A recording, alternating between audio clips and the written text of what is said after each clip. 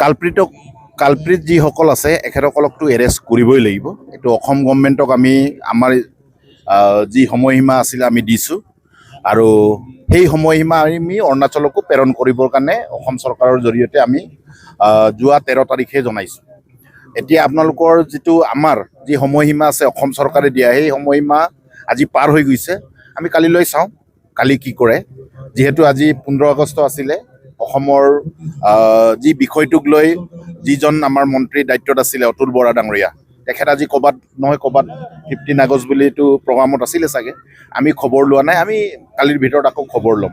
কিন্তু আমি আপোনালোকৰ জৰিয়তে ক'ব বিচাৰিম যে অসম অৰুণাচলত থকা সকলো ৰাইজক আমি এটা বস্তু জনাব বিচাৰিম যে যিসকল কালপ্ৰিটৰ নাম আমি ইয়াতে সন্নিৱিষ্ট কৰিছোঁ, সেই কালপ্ৰিটসকলক চৰকাৰে, অসম চৰকাৰে বা অৰুণাচল চৰকাৰে গ্ৰেপ্তাৰ কৰিবই লাগিব। এইটো 101%।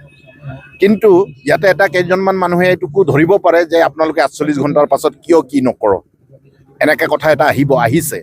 মই আপোনালোকক জনাব বিচাৰিম যে আমি TMPকে ইকনমিক ব্লকেট কৰাৰ পাছত আমাৰ যিসকল 11জন আহত যিসকল আমাৰ ল'ৰা আছিল, এখেতসকলক আমিও সময় নোপোৱাৰ কাৰণে আমি মেডিকেলত চাব পৰা নাছিলোঁ। আমি কেন্দ্ৰীয় সমিতি, আমাৰ জিলা সমিতিৰ তৰফৰ পৰা আমাৰ যিসকল দায়িত্বত থকা আমাৰ কৰ্মকৰ্তাসকল তাত আছেই আছাম মেডিকেল কলেজত। আমি যোৱাকালি দিনভৰৰ কাৰ্যসূচী আছিল যে আমাৰ যিবোৰ ল'ৰাবোৰ আছিল যিবোৰে আহত হৈছে, এখেতসকলে কেনেকৈ ৰিকভাৰী হ'ব লাগে তাৰ কাৰণে আমি অসম মেডিকেল কলেজত থকা স্পেচিয়েল যিসকল ডক্টৰ আছে এখেতসকলৰ লগত আমি যোৱাকালি ৰাতি 11টা বজালৈকে আমি আলোচনা কৰিছোঁ। আজিৰ দিনত আমি বদতি ৰাইজে গোটেই ভিক্টিম, যি বদতি ৰাইজে ক্ষতিগ্ৰস্ত হৈছে এই গোটেই ঘটনাটোক লৈ, সেই ক্ষতিগ্ৰস্ত হোৱা এই যিটো বদতি ৰাইজৰ ওচৰত আমি আজি TMPকে কেন্দ্ৰীয় সমিতি আমি আজি গৈছোঁ, উপস্থিত হৈছোঁ আৰু তেখেতসকলৰ লগত আমি মত বিনিময় কৰিছোঁ। আৰু আজিৰ দিনতেই আমি অসম চৰকাৰৰ তৰফৰ পৰা আমি ক্ষতিগ্ৰস্ত যিসকল আহত 11জনৰ কাৰণে আমি কম্পেনচেশ্যন ডিমাণ্ড কৰিছিলোঁ। সেই কম্পেনচেশ্যনৰ এককালীন সাহাৰ্য 2 লাখ টকা আজি ৰিলিজ কৰিছিলে অসম চৰকাৰ মাননীয় মুখ্যমন্ত্ৰীয়ে।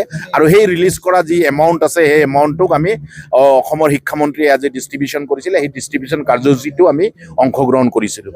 আমি গ্ৰাউণ্ড ৰিপৰ্ট তাত একজেক্টলি কি হৈছিল তাৰ ৰিপৰ্টটো আমি আজিয়ে কেন্দ্ৰীয় সমিতিৰ টীমে আমি আজি এটা বৃহৎ দল এটাই গৈ সেই জেগাটোত য'ত গুলীচালনাৰ ফায়াৰিং হৈছিলে সেই জেগাটোলৈকে আমি গৈছোঁ আৰু 1 ঘণ্টা 1.5 ঘণ্টা ধৰি তাতে আমি গোটেই ফায়াৰিং অঞ্চলটোক আমি পৰ্যবেক্ষণ কৰিছোঁ। সেইটো কোনো অৰুণাচলৰ মানুহ যোৱা নাই, কোনো অসমৰ মানুহ যোৱা নাই, কোনো নাগৰিক যোৱা নাই।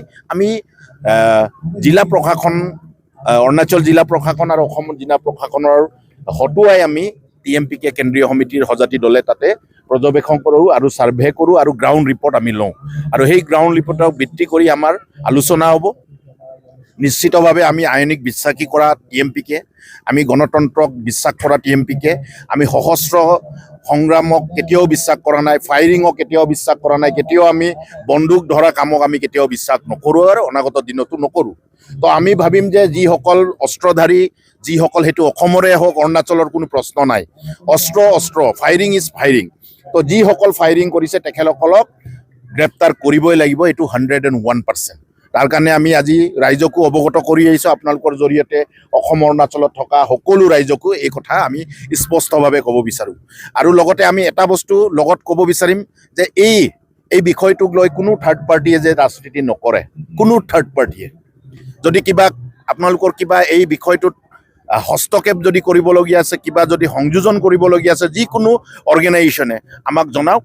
আমি আপোনালোকৰ দাবীসমূহ সংযোজন কৰিম আৰু আপোনালোকৰ দাবীসমূহ লৈ আমি চৰকাৰ, অৰুণাচল চৰকাৰ, অসম চৰকাৰৰ লগত আলোচনা কৰিম, আমাৰ চিভিল ছ'চাইটিৰ লগত আলোচনা কৰিম আৰু তাৰ সমাধাৰ দিশে আমি আগুৱাই নিয়াৰ কাৰণে চেষ্টা কৰিম। যিহেতু দেখা গৈছে ছ'চিয়েল মিডিয়াত বহুত প্ৰচাৰ হৈ আছে যে কেইজনমান ব্যক্তিৰ এগেইনষ্টত TMPকে লাগিছে বা সমাজে লাগিছে, কিন্তু দেখা গৈছে ছ'চিয়েল মিডিয়াত গোটেই অৰুণাচলৰ পাব্লিকে এতিয়া অৰুণাচলৰ এগেইনষ্টত লাগি থকা যেন এনেকুৱা মানে এতিয়া ছ'চিয়েল মিডিয়াত ভাইৰেল। আমি কৈছোঁ প্ৰথমে অৰুণাচলৰ এগেইনষ্টতে ব্লকেট কৰিছিলোঁ, কিন্তু আমি পাছত আলোচনা কৰিছোঁ অৰুণাচলৰ সকলো চিভিল ছ'চাইটি ষ্টেক হোল্ডাৰ, অৰুণাচলত থকা যিমান আবুটানী অৰ্গেনাইজেশ্যনৰ যিটো নিচিয়ে হওক, আপাটেনিয়ে হওক, তাগিনে হওক, আদি গালৈ হওক, সকলোৱে আমাক আবেদন কৰিছে যে এই বিষয়টোক আপোনালোকে এটা সূক্ষ্মভাৱে বিশ্লেষণ কৰি তাৰ এটা সমাধা উলিয়াওক।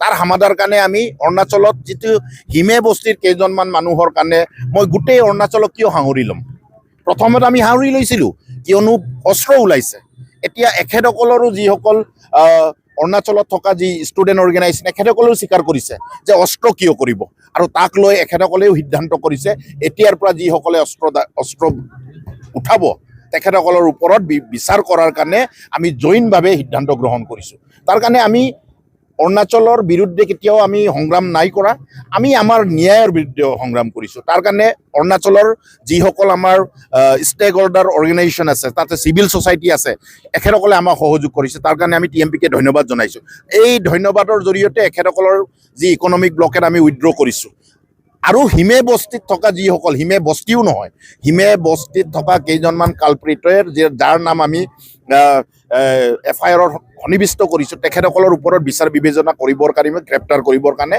আমাৰ দাবী এতিয়াও আছে অনাগত দিনলৈকে যদি এতিয়া আপোনাৰ বৰ্তমান এৰেষ্ট নকৰে পৰৱৰ্তী সময় আপোনালোকে কেনেকৈ তাক আমি আলোচনাৰ জৰিয়তে আগুৱাই নিম যিহেতু আমাৰ আলোচনা আৰম্ভ হৈছে আজি আমি বদতি গাঁৱৰ লগত আলোচনা কৰিছোঁ আমি গ্ৰাউণ্ড ৰিপৰ্ট আমি ল'বৰ কাৰণে ফায়াৰিং অঞ্চলত আজিয়ে প্ৰথম গৈছোঁ আমি কেন্দ্ৰীয় সমিতিয়ে যোৱাকালিয়ে আমি অসম মেডিকেল কলেজত যিসকল গুলীবিদ্ধ আমাৰ ভাই ভণ্টিসকল আছে ভাইসকল আছে তেখেতসকলক যোৱাকালি আমি চাইছোঁ এখেতসকলৰ উন্নত চিকিৎসাৰ কাৰণে এতিয়াও বহু কাম কৰিবলগীয়া আছে অহাকালি দিনটোত আকৌ আমি আছাম মেডিকেল কলেজলৈকে যাম তাত উন্নত চিকিৎসাৰ কাৰণে এতিয়াও গুলি গাৰ ভিতৰত এতিয়াও দুটা বাকী আছে তাৰ কাৰণে আমি সেই গোটেই প্ৰক্ৰিয়াবোৰ সমাপ্ত কৰাৰ পাছত আমি নেক্সট প্ৰক্ৰিয়াবোৰ আমি আৰম্ভ কৰিম অসম চৰকাৰ আৰু অৰুণাচল চৰকাৰে দায়িত্ব লৈছে গ্ৰেপ্তাৰ কৰাৰ কাৰণে তেখেতসকলে যদি গ্ৰেপ্তাৰ নকৰে তাৰ পৰিণামটো তেখেতসকলে ভুগিব সেই কথাটো মই পাছত আলোচনা কৰিম এতিয়া প্ৰথমে গোটেই ছিষ্টেমটোক ৰিকভাৰী কৰাৰ কাৰণে আমি কাম কাজ কৰি আছোঁ